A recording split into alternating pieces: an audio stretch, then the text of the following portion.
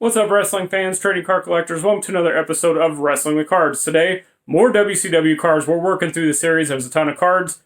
Here we go.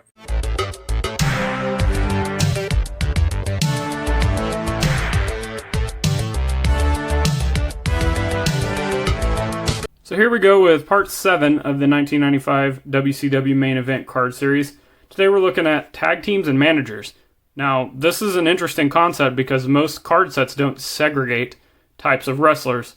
I had said in other videos before this, if you'd watched this video series, about how some of these videos may be longer, and this is why, because the way that they've divided up the cards into different sections. So here we go, tag teams.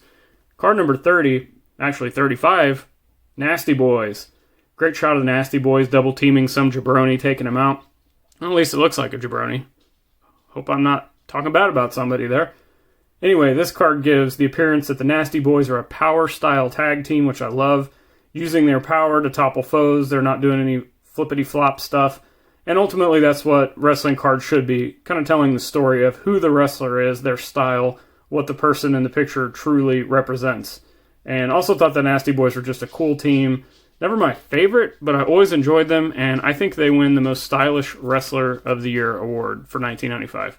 Their name says it all, the Nasty Boys. Blonde-haired Brian Knobbs and Jerry Sags. Wait, Jerry Sags has black hair. They should have specified. Are WCW's raunchiest pair. Actually, yeah, add Missy Hyatt into that, and you got it there. That's accurate. Bad haircuts, toothless, overweight. But hey, nobody's perfect. New York natives are winners in their own ever unconventional, out-of-control manner. Very accurate. Look at those sunglasses and airbrush dusters. Gotta love the 90s. Card number 36 in the set, Harlem Heat. Man, I love these guys. This is a great card. What a pose of these two flexing almost like they just won. Maybe it's before the match, but they don't have their jackets or sunglasses on, so I'm guessing it's after. Here's the interesting thing about this card. This is still the first set that these two have ever appeared in as far as wrestling cards goes. In previous videos, I talked about the rookie cards of these two guys, but now the thing I'm wondering, and this is the real question to you all out there watching, is would you still consider this a rookie card? Let me know in the comments what you think about that statement. Would this still be a rookie card? RCX? I mean, whatever you want to call it. I'd like to know what you guys think. I did a video talking about wrestling rookie cards, which you can pause this video and go check it out there, trying to break down the ins and outs of what is and isn't a rookie card in the wrestling world, since it's a little complicated to navigate more so than the sports card world. So let me know in the comments what you think. Anyways, you guys know I like Harlem Heat, and what do you guys think of this card? Is it cool? Is it not? Is it a rookie card? I'm interested to see what you think. Also, hot take. Harlem Heat is the best tag team in WCW history. There. I said it. My opinion. Harlem Heat's perhaps the best tag team I've ever seen in all my years, Randy Savage said. Okay, so if Randy Savage agrees with me, it must be accurate. Brothers Stevie Ray and Booker T are the Heat. An awesome, inspiring combo from 110th Street in New York.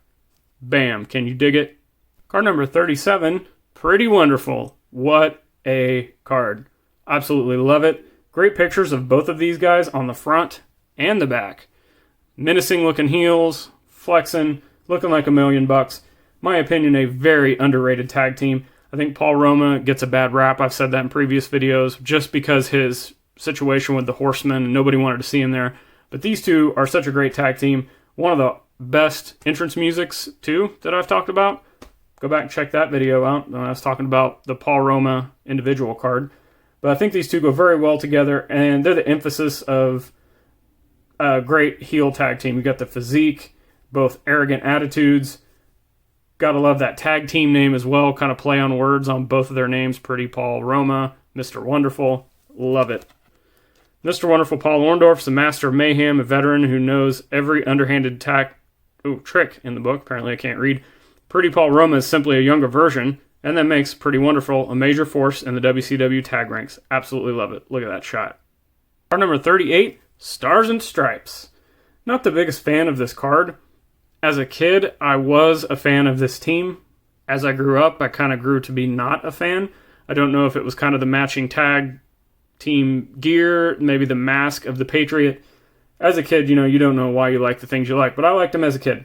This card isn't doing much for me, though, as far as the picture goes. The back picture is okay, I guess. Kind of a cool babyface back-to-back tag team pose. Kind of a classic look, though. Both Bagwell and Patriot.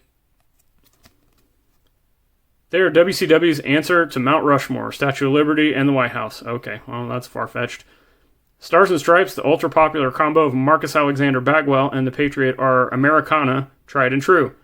They were tag team champs in early 95.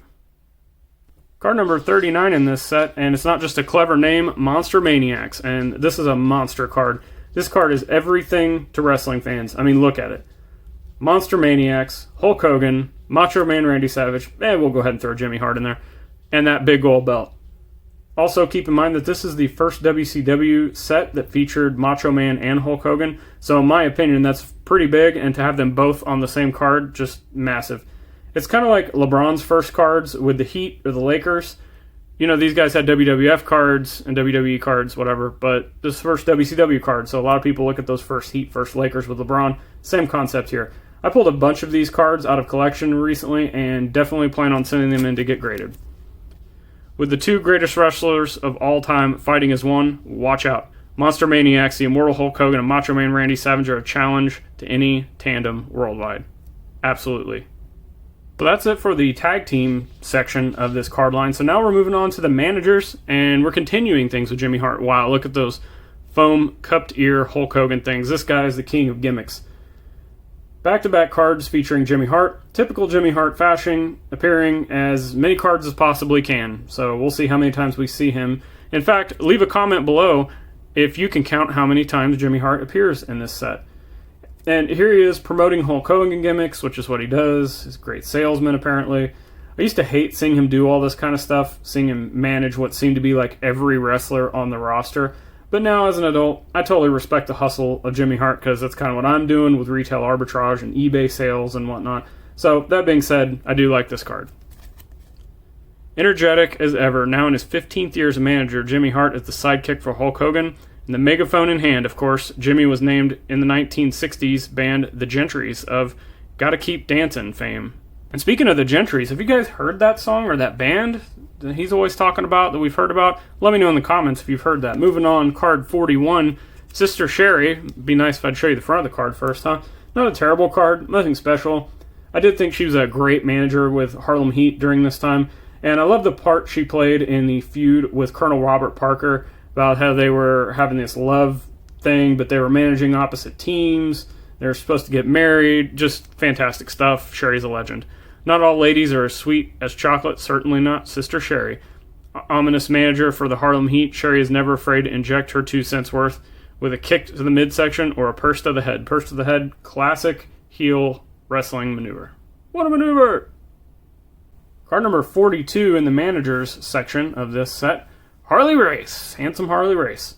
I really love Harley Race's time in WCW as a manager. As a kid, I knew he was a wrestler, but I was too young to see him wrestle much in the 70s and the early 80s.